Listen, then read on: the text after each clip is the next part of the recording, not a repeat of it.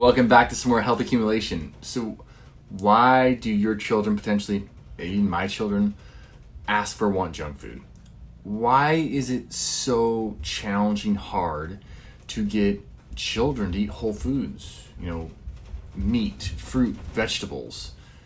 But yet, they'll scarf down hot dogs, bread, bagels, you name it, all day long. I get this question asked a lot of times. People are like, what do I do about my kids? This is the deal. If your child has consumed a highly processed item, you need to understand that high processed item, whether it's a hot dog, it's Fruit Loops, it's Cocoa Pebbles, it's a Snickers bar, Cheez-Its, those little goldfishy things, that substance, that food-like substance, was specifically engineered for your child's enjoyment, for the enjoyment of humans in general. It's not a surprise that they like it. In fact, it should be expected, because literally scientists, psychologists, biochemists, who are brilliant people, high intelligent people, they're getting paid loads of money to make sure that your child wants that processed food item, thinks they need that processed food item, and thinks they need it again and again and again. These people, these industries, they understand that if they can get your child eating this garbage, then these same children who ate it when they were young will turn into adults. And guess what? They will continue to eat this garbage, and they'll think it's normal and expected. And that, my ladies and gentlemen, is how you become a multi-billion-dollar company industry, by having generations of humans consuming ultra cheap, low quality, artificially enhanced pseudo food. Is you get the children addicted to it, you get them thinking this taste, this feeling on my palate, this is what food is. Kids don't want to be sick. They don't want to be fat. They don't want to have trouble breathing. But the deal is, a 3-year-old, a 6-year-old, a 10-year-old, they do not have executive function. They do not have the capacity to understand that the food being put before them is not to their benefit unless they're trained. They can't make that decision about life and food choices like a 24-year-old potentially could.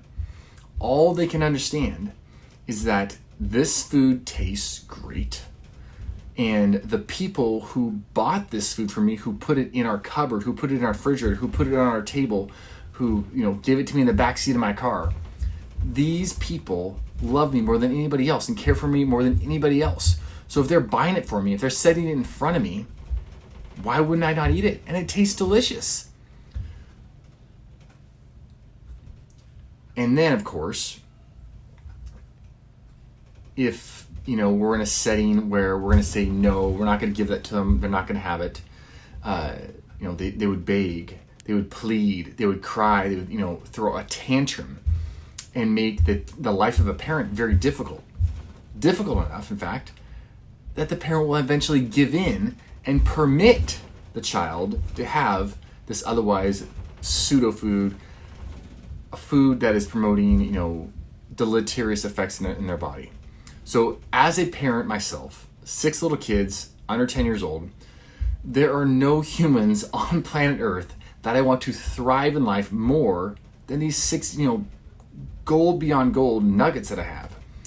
And there's really nothing like seeing them smile, run, climb, build stuff, learn new things, and just enjoy the vibrance that is a healthy childhood. And I know you feel the same way if you're a parent.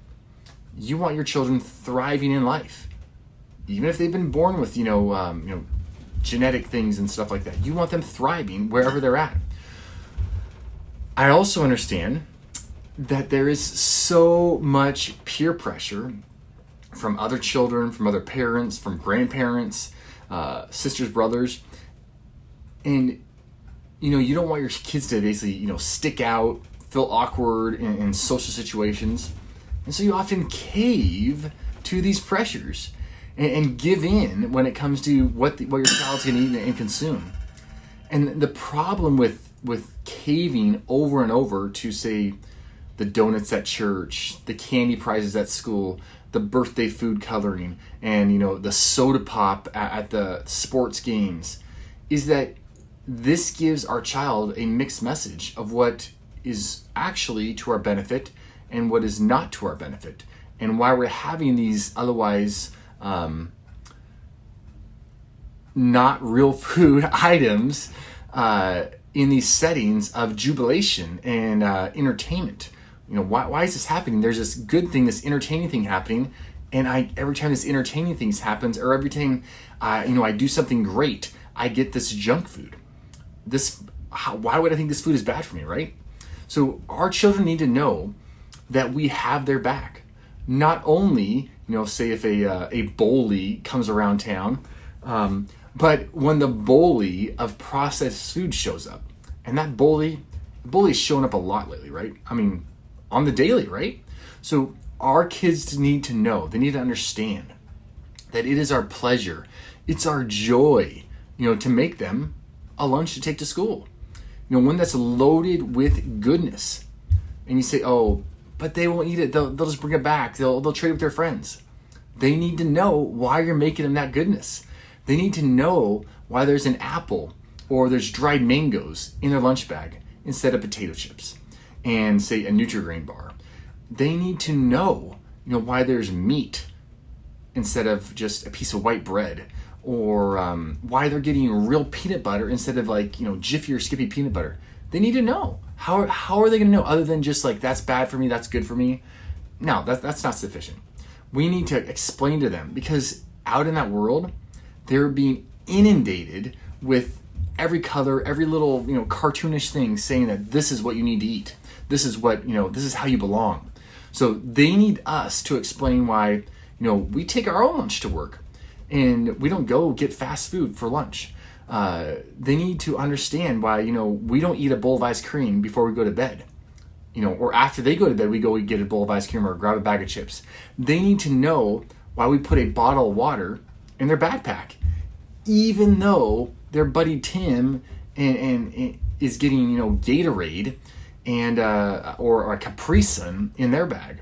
And wow, does it look good, and it seemingly tastes good. So sitting down over and over and explaining to our children the reason we are happy to spend extra money on food. We're happy to take extra time preparing whole homemade meals is because, we love them, and we want them to thrive, and we want them to have every opportunity possible to get the most out of their body, the most out of their mind. And we don't want them sick and having to stay home and dealing with all that. We want them to have the greatest opportunity possible to thrive in life, to thrive academically, to thrive on the sports field, to thrive in their bones, to thrive in their breathing, to thrive in their beauty. We want their skin to just be vibrant, just like they do probably. We want them, if they want to have children later on in life, we want them to be able to have children and have healthy children. And I would explain this to them over and over again. It's wild that we even have to explain these things to our children, and it's sad, really, that there are entities out there, that essentially wish to see our children living in disease, in dysfunction, and addiction to junk food because they make money like nobody's business when our children are doing that very thing. But the thing is, that's the state of the world. So we're gonna have to talk. We're gonna have to communicate all the time why we're doing what we're doing, why we're offering this to our children. And otherwise our kids are going to get inundated by the marketing schemes and scams out there, and it's going to overwhelm them. So I wouldn't talk to your kids about protein, about fats, carbohydrates. The thing is, those words, they're so inconsistent in their health impact, because you can eat health promoting protein and fats and carbs, or you can eat health devouring protein, fats, and carbs.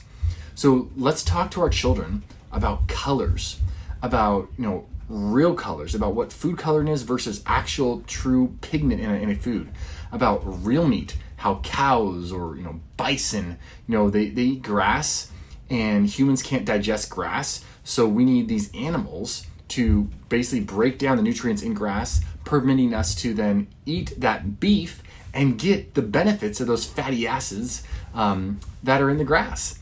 And that is how we can nourish ourselves, and that's why we would get grass-fed beef versus a McDonald's hamburger. And how grass-fed beef and salmon, how they have specific fatty acids in them that decrease pain in our bodies, that help us regulate our mood better, that help increase our capacity for memory, that support our emotions, that make our skin healthier and more vital and vibrant, and help us heal faster from trauma.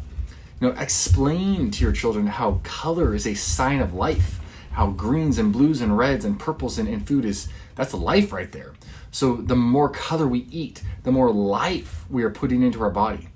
This is why we can say mom and dad eat so many fruits and vegetables, and why we beef from this farmer, and why we we eat nuts and seeds, and we don't get these plastic bottles of canola oil. We want to have all the energy possible to be the best parents possible for you kiddos. So ask them, hey, if they know why. Do you know why carrots are orange, Johnny? And do you know what the orange color does for us when we eat it? Do you know that the orange in carrots means it's really amazing for our eyes, and that there's all this beta carotene in there? And that's if you eat like a orange sweet potato, that's like beta carotene in there. It's helping us and supporting our eyes and supporting our skin. In the end, if you have highly nutritious foods in your cupboards and refrigerators, when you sit down at a meal, you consume highly nutritious food. You take time to prepare the meals for your kids, for your family. You talk to them about why we eat these foods, the enormous deliciousness of the nutrient content in them, and you let them help you prepare these foods. You show them where you get real whole food and where you get junk food, and how much you love them and how much you desire to see them thrive in life. It's going to be really challenging for your children to consume processed, lifeless food as their standard mode of operation. As you just, over and over and over, never giving up, not judging, but just showing them the benefits over and over again. This is how you're going to get your kids back if your kids have fallen to the wayside when it comes to health accumulation in their diet. So health accumulation for our kids, bottom line, it starts with our own relationship with food. If you're going to have your kids thriving in their relationship with food, you're going to have to thrive in your relationship with food as their parent. So check your relationship, and as you check your relationship, guess what? As yours gets better, your kids is going to get better. I see it so many times over and over again. So you can't expect your kids to have this great relationship with food if you are eating junk food, stopping McDonald's, getting that white chocolate milk on the way to work, sneaking in Starburst when your kids aren't looking, all this kind of stuff. It's just not going to work out. So I'm Dr. Matt. I hope this is helpful. If it was helpful for you, man, please share it with somebody else so that some other family out there that can't accumulate health can see that there is opportunity. That's my biggest point all the time, is there's opportunity for health, for hope, for you and your family to thrive when it comes to food. You don't have to fall into the or succumb to the marketing schemes and these people out there and entities that really are just pure evil, as they desire to see humans addicted to their pseudo food regimens. So like, subscribe, share it, and I'll see you guys next time.